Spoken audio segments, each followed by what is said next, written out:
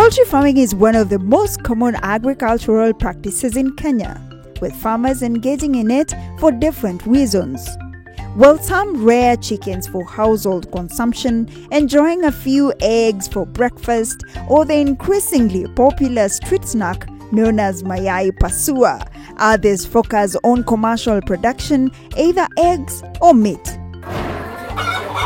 The demand for poultry products continues to rise, especially due to the growing preference for white meat as healthier protein option.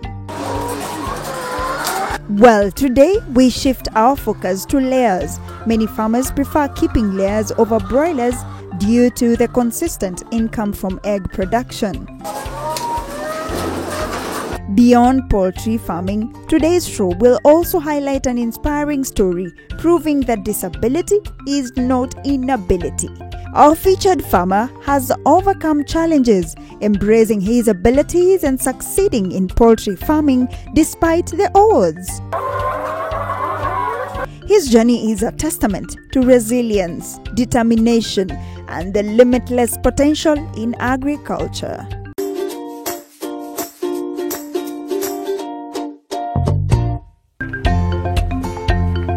Hello, good morning, good afternoon, good evening from wherever you're watching us from. Thank you for joining us today, and yes, you're right on time for yet another exciting episode of Kilimo na Biashara show. Today we want to explore the world of poultry farming. We've done that before, but remember, different farmers have different ways of exploring this. So here today we are at Francis Wakuku's farm, and we're here to learn more about poultry farming. Does he have layers? Does he have broilers? Well, you have to stay here with us to learn more about that. Let's go join him. Francis. How are you? Hello. I'm fine. Good to meet you. Can I sit? Yes, have a seat. Welcome. Well, for those who don't know you, really introduce yourself. My name is Francis Mwirore, aka Francis Wakuku.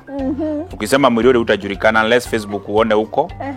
Lakini majina yenye najulikana sasa kwa ukulima, I'm Francis Wakuku. Yes. And it's because of kuku. Yeah, it is just because of poultry. Yeah. Now we'd like to know the journey into Francis Wagoku. How did this journey begin? I started with 50 birds. Previously, I had a case of my mother who I lost through cancer. And you know, when you have cancer, you require a lot of proteins. So because of that protein, I decided to start with poultry farming.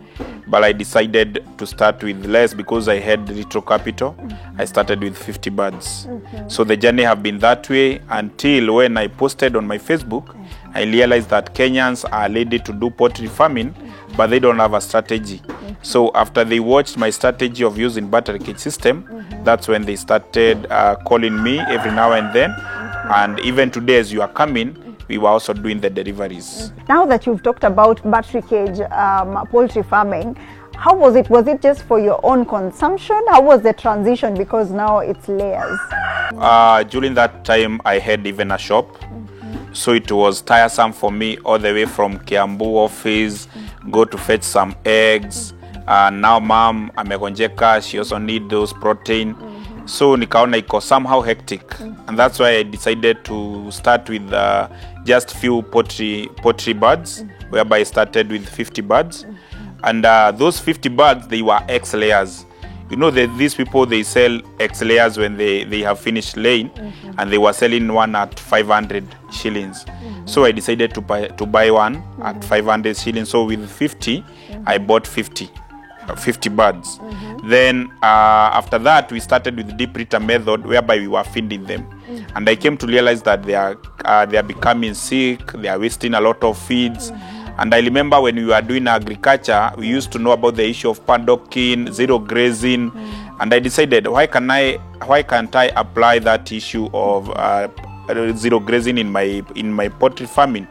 That's when I started doing the separation of the cubes, so that I can see that my birds can stop wasting feeds and also wasting energy in terms of production. And then I started with a wooden cage, because I have seen the strategy of caging through internet, Germany and China. So I started with a wooden cage, and then after that, then I improvised the new modern cage. Even today is the one that I always use. Wow. And did you study for this? And which year was this? It was 2014, but 1991, I used to compete with my grandfather. You know, I'm from Gatanga, so my grandfather was doing local kenyeji. And where I was residing, next to my parking of the wheelchair, I had a small poultry house. So I was looking and I found that the birds from my grandfather, they're not performing more as well than mine, because I used to be very active when feeding them.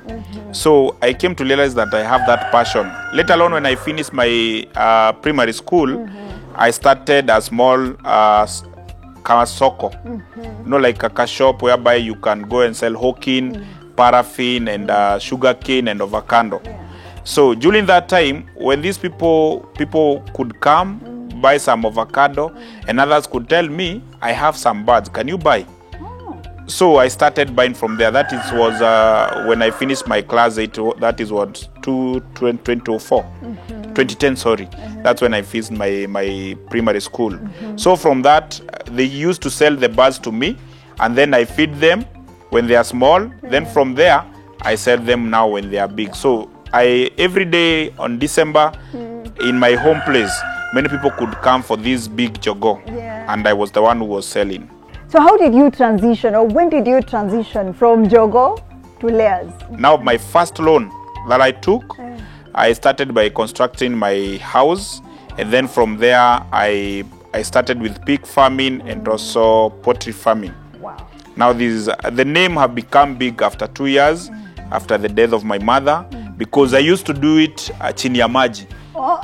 I was fearing to post because of the issue. Many people may say, how comes this person is doing agriculture, else is employed? So I was fearing until one day, it was on Saturday, I remember well, when my son took my phone without my consent and take a video, and I was screening the poultry house. Wow. At the evening, by mistake, the post went in on Facebook and it went viral. And that's the story of Francis. That's the story from that time up to date. Yes. I can tell you for now, I have around between 5,000 to 10,000 birds. Well, I want us to move to the other side, but before then, this is a story of resilience. You've talked about participating in the championship, and I see you have your crutches here. How do you manage to do all this business while with your crutches? I always believe that disability is not inability. And whatever any other person can do on my life, I can do it better and in an excellent way. Francis, thank you so much. Now we can move to the other side, right?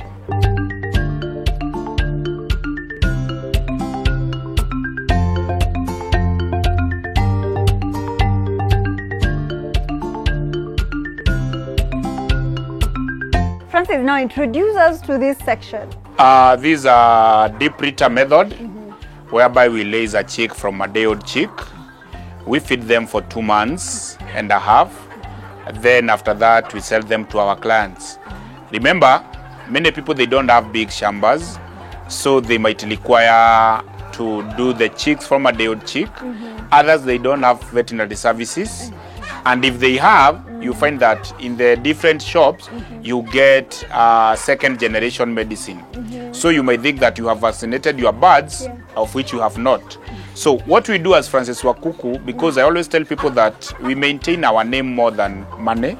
That's why we sacrifice ourselves. We do this chick from a day-old chick. And then we feed them for a duration of 2 months and a half or 3 months. Then we sell them to our clients. This is a brown breed, cane chick breed. As you can see, some of them, they have 3 months. So from here, we just need to put them on cages. Then from cages, now they start laying. Before we continue, isn't it expensive? Because I can imagine you're selling it to a farmer when it's on a different level. It is not expensive because what we look more about, it is customer satisfactory. When I take this bird and sell to you right away, without all medication, after a certain period, you might find your birds have died, or maybe have become sick. So for me, because I want to give you something, because I need you tomorrow. Remember, when we start doing this poultry farming, I need you both on cages, I need you on feeds, I need you on eggs. That's why when it comes to the first primary practice is this one. And that's why we have everything. What we have done, we have tried to reduce the cost. The way of reducing the cost, we are using these G-cores for the heat to warm the house. We also using infrared bulb now for electricity, and also we are using biogas. The manure from the cages, we have set a biogas somewhere. So that biogas is the one that we use to breed the birds. So when it comes to the expenses, we try to reduce the expenses. But what are the challenges at this level? Because I can imagine they're immense. The first challenge is feeding. Because sometimes, if you don't have good feeders, there are those people who prefer the rectangular feeder. The disadvantage of rectangular feeder, remember these birds, they just scratch the feeds with their feet. So when they scratch the feeds pour down. When it mixes with the manure, they cannot be eaten by the birds again, and also they'll be contaminated. So the challenge that we are having here is about the issue of feeding. Remember, also the space. They require a lot of space because of the issue of stress. But what stresses the chicken? The stress of a chicken come with different reasons. One, underfeeding. Two, introduction of new flock. Three, nuisance or noise. But that one affects when you are using depredator. This method is called depredator method. Depredator method, it is good also to tell people the reality. Depredator method is good, but now the challenge of it is about the issue of feeding and also the disease. Right now, if you can look these birds, some of them, you can see that they are not that healthy, assuming ukiangalia kama ile pale. It is not because they are sick, it's just because of the congestion, because they require a big space. That is one challenge, you need a big space. Two, you use a lot of feed compared to cages. Three, you require a lot of medicine, because most of the time you have to give them medicine to control them and also to maintain their healthy. And also you require, it is cumbersome, because every day you must wash those feeders, you must clean them, and you must clean the house every day. Compared to cages you can clean even after 1 week. Yeah. But now, what are those key diseases that really affect poultry or chicken in your farm? Most of the diseases that affect poultry birds, one is called coryza. Coryza is the disease whereby a bird gets an infection that make it to have difficulty in seeing. You get that it has a white substance in its eye that closes the eyes. Finally, if you fail to treat it, the bird will die because it is not able to eat. From there, we have a disease called coccidiosis. Coccidiosis, it is a bacterial infection that comes from the manure of the birds. Remember, when you are using depredator, you have to use sawdust to make your house dry, and also the manure. So the sawdust and the manure, when they mix, they bring a reaction. That reaction brings something called ammonia. That ammonia, it is the one that affects the birds to get that disease of coryza and also coccidiosis. And the symptom of coccidiosis, you just need the birds have dropped the feathers. From there, they start the diarrhea of white color, then cream yellow, and finally reddish. When it is with the reddish diarrhea, that is the final stage. It ends up your birds to die. So to avoid that, that's why we always encourage our farmers to use cages. We have our own veterinary services who comes, and veterinaries and officers, and who come and intervene with the birds. From from a day old chick, we need to give birds vaccine, and the first vaccine, it is called Malik.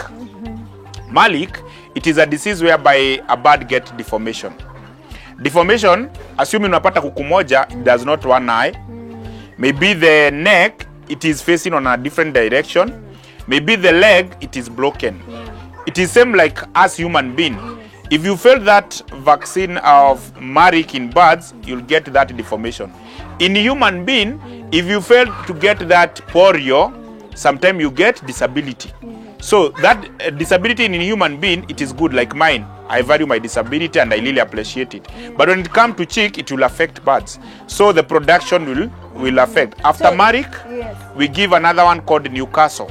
That is after how long? Because I can imagine there are so many. What's the spacing? Marik is a day-old chick. Newcastle, it is after 3 days. You give first Newcastle and Guboro. After 2 weeks, you give another Newcastle and Guboro. Now when they are 2 months, now you give them an injection called pox and typhoid. Pox, it is like the chicken pox that is huwa zinapata binadamu. So for the chicken pox, they come from chicken pox. The birds will get some pimples and some like wounds. Finally, because of breeding and also cannibalism through the other birds, you might find yourself losing the birds. So that's why we inject that pox. And the final vaccine that we are using right away because of that outbreak of coryza, it is a coryza vaccine. I see that it's really important to keep records. When it comes to the issue of keeping records, when we sell birds to you, right here in our area, we have a feeding record. What do I mean by feeding record? In deep litter, a bird should take between 200 grams for it to give you profit. In cages, it take 100 grams for it to give profit. So we have that record of feeding, time to feed, quantity of feeding, and also that watering system.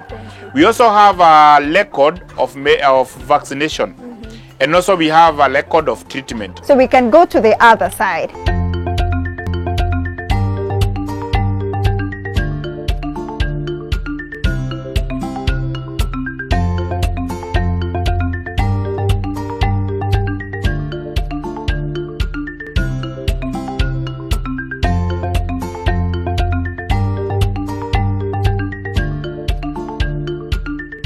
Is now to the battery cage system. Tell me more about this.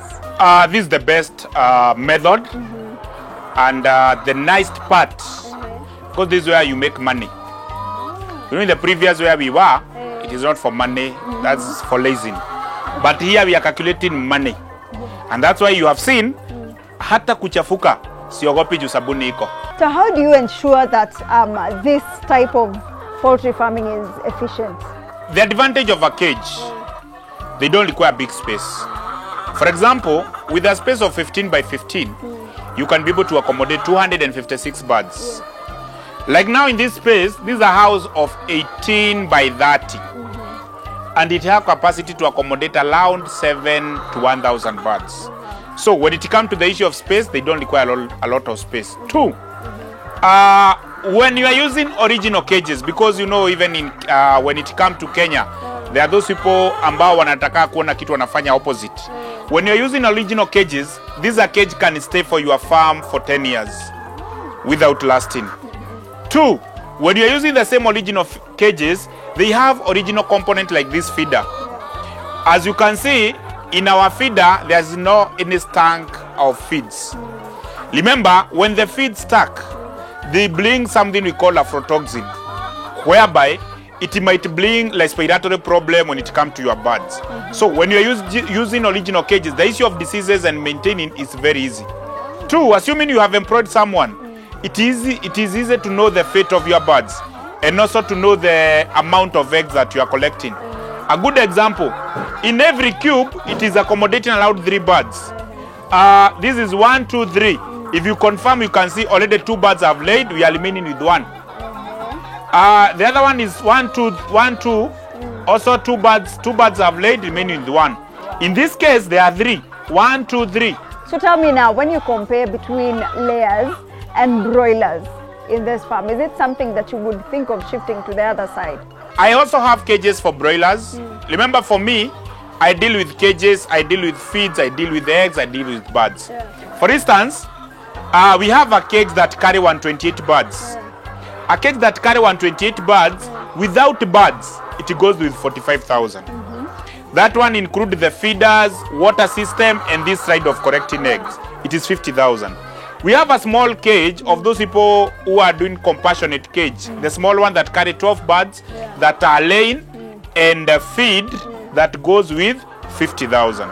We have also another cage that carry 32 birds at 25,000, and also that one that carries 64 at 35,000.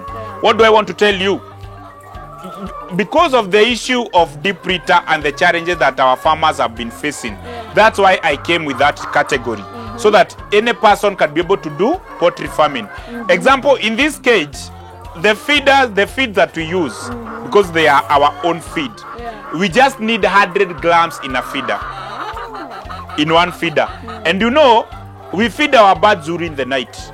But why do you feed them at night? Because the production of a bird starts 24 hours. 24 to 12 hours. So when you wake up when you are late and you start feeding them by saa moja or saa tatu, you'll find your production utaanza kuokota mayai saa 10. But right now hatujaokota mayai. We fed the birds last night saa 2. After kuwa fed, we are now waiting to collect the eggs by saa 9. All the birds will have laid. Also, that one help when it comes to the issue of mortality. When you are using cages, you can switch off the lights and the bird continue to sleep. But when you switch off the lights when you are deep litter method, the birds will have that stepping on each other and finally they will die. Those are the advantage of cages. When it comes to the issue of cleaning and deworming, we have this tank. But are they heavy consumers of water? No, they don't. Because this nipple, as I have told you, using original cages, you see how the bird is taking water? That drop of water, there is no wastage of water. That drop of water is the one that will satisfy this bird. But when you are using the deep litter method, you have the jerry can to carry, to wash, to clean. Like these cages, they have been here for more than 3 years. No cleanliness that have been taking place. No any other maintenance after installing. Enough. And now let's talk about markets. Yeah, how is the market for this particular eggs? As I told you, for Francis Wakuku name to be that big, I must have good strategy. And I started with one strategy called Francis Wakuku Teachings. That is a WhatsApp group whereby if you see me like today at K24, you'll just chat me and you find yourself in that group, whereby you can ask any question, like there may be training, tuition and others. From there, I have another group called Francis Wakuku Egg Market Network. That one combine all the people who buy eggs from supermarket, local market, and also international market. So when I export as well. Yes, when I sell birds to you and they start laying, I'll just definitely add you in that group. Maybe you are in Lemuru or you are in Kisumu. You just need to post your eggs. You say that they are from Kisumu. You have 2 trays. Then you'll sell your eggs where? There. From there, after 2 years, these birds will lay for 2 years. After 2 years, I will add you in a group called Francis Wakuku X Layers Market. That's where people from butcheries, hotels, they buy this bird for meat. You just need to post there. You say you have 200 birds where you are. So basically, it's a platform for buyers and sellers. It is a platform for farmer to buy and sell and also to be educated. You can see people complaining right now because they are saying that the eggs are being sold at 380, 350. To me, yeah, I'll tell them that they should not complain. When it comes to production, for you to get good money, you must need to know the best method that you are using. For example, with me, to collect with 100 birds, I should collect 3 trays a day of an egg. That tells me when I have fed all the birds, to produce that 1 tray of an egg, I require 280 shillings. So if someone buy that eggs with 350 or 400, it is another advantage to me. I should not complain. So it's a good but that business. person in deep litter will complain because a production of making 1 tray of an egg, it is between 350 to 380.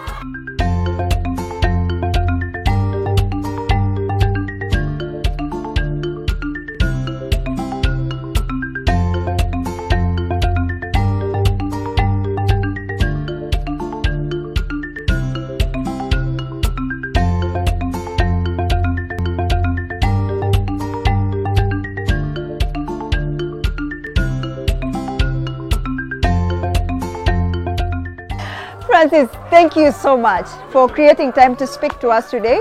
Your story is one of resilience. We truly appreciate. And thank you for being part of the show today. We truly appreciate you. But what's your excuse? Yeah, why are you not a farmer, if not any other type of farming? You have seen what Francis Wakuku is doing right here in his farm. It's a story of resilience, right? Well, thank you so much for joining. My name is Linda Koske. See you again next Sunday for yet another exciting episode of Kilimo na Biashara show. See you.